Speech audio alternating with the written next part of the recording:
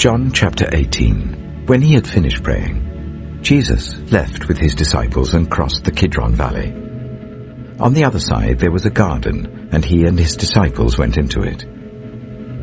Now Judas, who betrayed him, knew the place, because Jesus had often met there with his disciples. So Judas came to the garden, guiding a detachment of soldiers and some officials from the chief priests and the Pharisees. They were carrying torches, lanterns, and weapons. Jesus, knowing all that was going to happen to him, went out and asked them, "Who is it you want?" "Jesus of Nazareth," they replied. "I am he," Jesus said. And Judas the traitor was standing there with them. When Jesus said, "I am he," they drew back and fell to the ground. Again he asked them, "Who is it you want?" "Jesus of Nazareth," they said. Jesus answered, "I told you that I am he. If you are looking for me, then let these men go."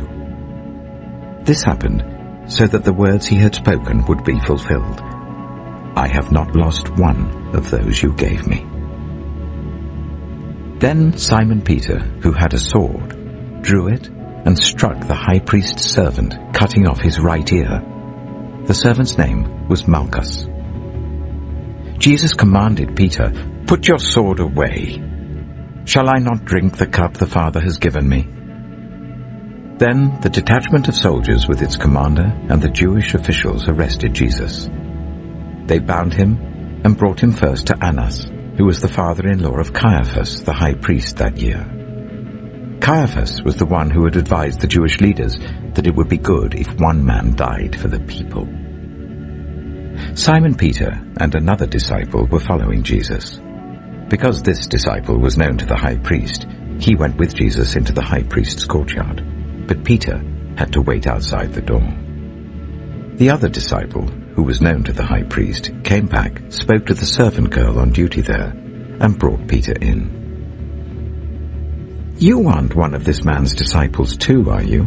she asked Peter. He replied, "I am not."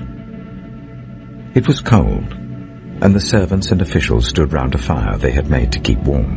Peter also was standing with them, warming himself. Meanwhile, the high priest questioned Jesus about his disciples and his teaching. "I have spoken openly to the world," Jesus replied. "I always taught in synagogues or at the temple, where all the Jews come together. I said nothing in secret. Why question me? Ask those who heard me. Surely they know what I said." When Jesus said this, one of the officials nearby slapped him in the face. "Is this the way you answer the high priest?" he demanded. "If I said something wrong," Jesus replied, "testify as to what is wrong. But if I spoke the truth, why did you strike me?" Then Annas sent him bound to Caiaphas the high priest. Meanwhile, Simon Peter was still standing there warming himself. So they asked him, "You aren't one of his disciples too, are you?" He denied it, saying, "I am not." One of the high priest's servants, a relative of the man whose ear Peter had cut off, challenged him, "Didn't I see you with him in the garden?" Again Peter denied it, and at that moment a cock began to crow. Then the Jewish leaders took Jesus from Caiaphas to the palace of the Roman governor. By now it was early morning, and to avoid ceremonial uncleanness they did not enter the palace because they wanted to be able to eat the Passover. So Pilate came out to them and asked, "What charges are you bringing against this man?" "If he were not a criminal," they replied, "we would not have handed him over to you." Pilate said, "Take him yourselves and judge him by your own law."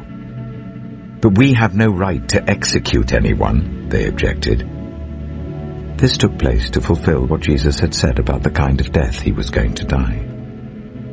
Pilate then went back inside the palace, summoned Jesus and asked him, "Are you the king of the Jews?"